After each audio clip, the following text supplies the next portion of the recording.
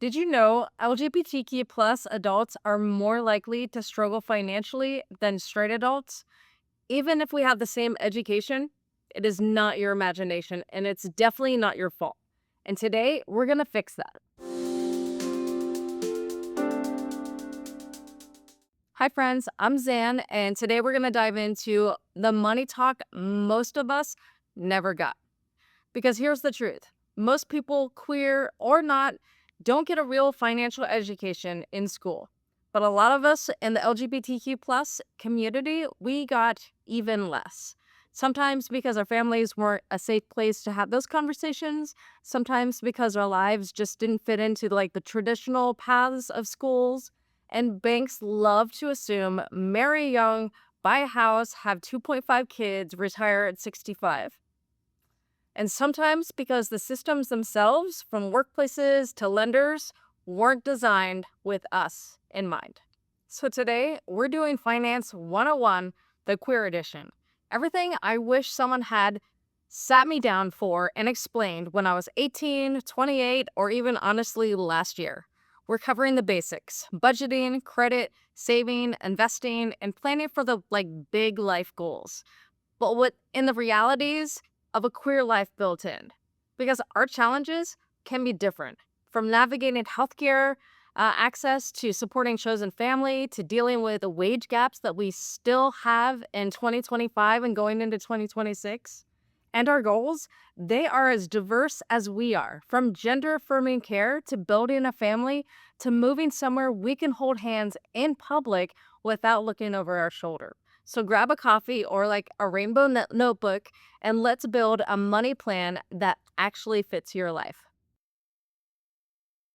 Let's start with something you might already feel in your bones. Money advice is not a one size fits all. For many of us, there's this extra layer in what I call the safety premium.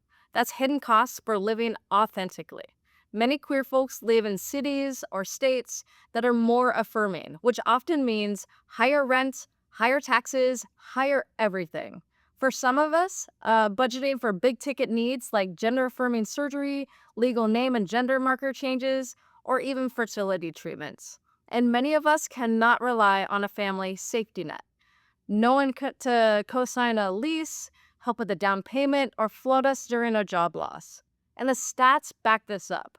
LGBTQ plus adults, on average, earn 90 cents to every dollar earned by non-LGBTQ plus workers. And for trans women, it's closer to 60 cents. That's insane. And when you layer in race, disability, or other factors, those gaps get even wider. Now, I am not telling you this to make you feel discouraged. I'm telling you this because once you see the landscape, you can actually plan for it. And planning for it actually means building in more independence, more flexibility, and more resilience than the standard advice assumes. Let's talk about the B word: budget. When most people hear budget, they think restriction. But budgeting is actually about permission. It's telling your money what to do so it serves you, not the other way around. I use something I call the 50-30-20 queer friendly rule. Here's how it works: 50% of your take home pay goes to needs: rent, mortgage, utilities, groceries, insurance, basic transportation. 30% goes to wants. And yes, joy matters. That means pride events, travel, date nights, streaming subscriptions, your drag show tickets, whatever lights you up. 20% goes to future you: savings and investments, and debt payoff. Now, here's the queer twist: we add the safety premium to your needs category. So, if you're saving for something like gender affirming surgery or legal fees for adoption, or planning a move to a safer city, that goes in needs, not as an afterthought, but as an essential. Example: let's say top surgery is going to cost $8,000. If you want it in 3 years, you need to save $222 a month. If that's built into your budget from day one, it's not a scramble. It's just part of your monthly plan. And don't just keep money in your checking account where it might accidentally get spent. Use a separate high yield savings account labeled with the goal. So every time you transfer money into it, you're reminded of why you're doing it. Think of your credit as your financial reputation. It's what lenders, landlords, and sometimes even employers use to decide if they can trust you with money. Why it matters for us? If you're trying to rent in an LGBTQ plus friendly neighborhood, you're competing with a lot of other people who also want in. A strong credit score can give you the edge. If you're needing financing for IVF, surrogacy, or adoption, your credit score can be the difference between being approved and denied. If you're self employed or a creator, which many of us are, lenders often scrutinize you even harder. So here's how to build it from scratch. Get a secured credit card. You put down a deposit, maybe $200, $500, and that becomes your limit.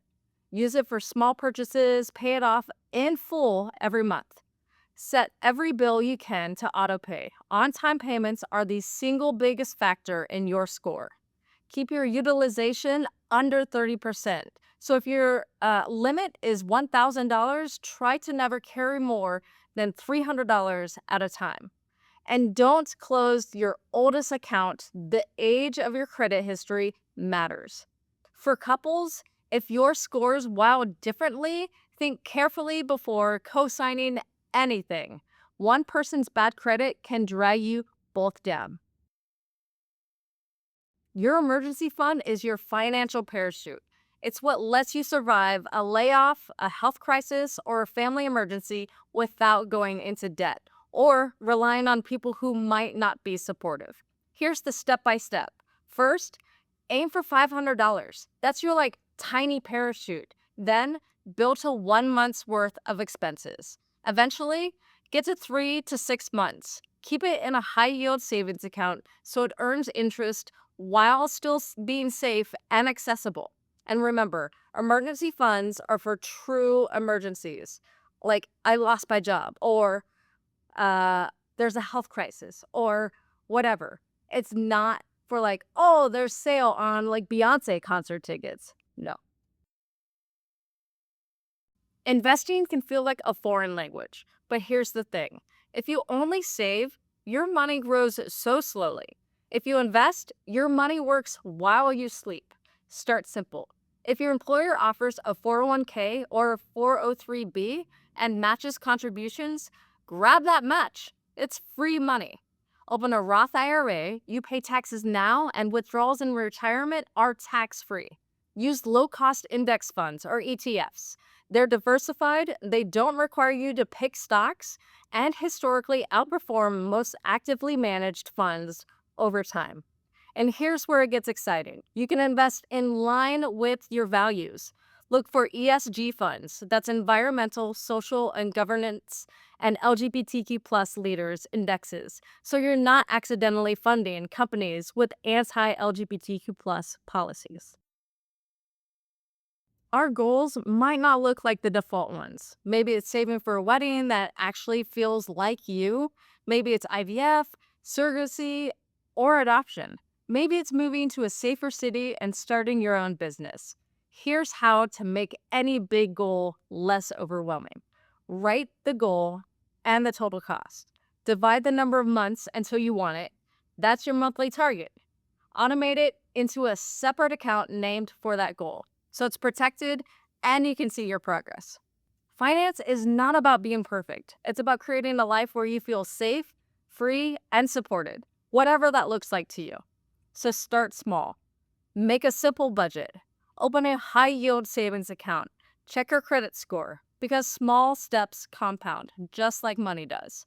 If you found this helpful, hit that like button, subscribe, and drop a rainbow flag in the comments so I know that you're part of the crew. And tell me, what's your number one money goal right now? And let's tackle it together. I cannot wait to read your comments and help you out.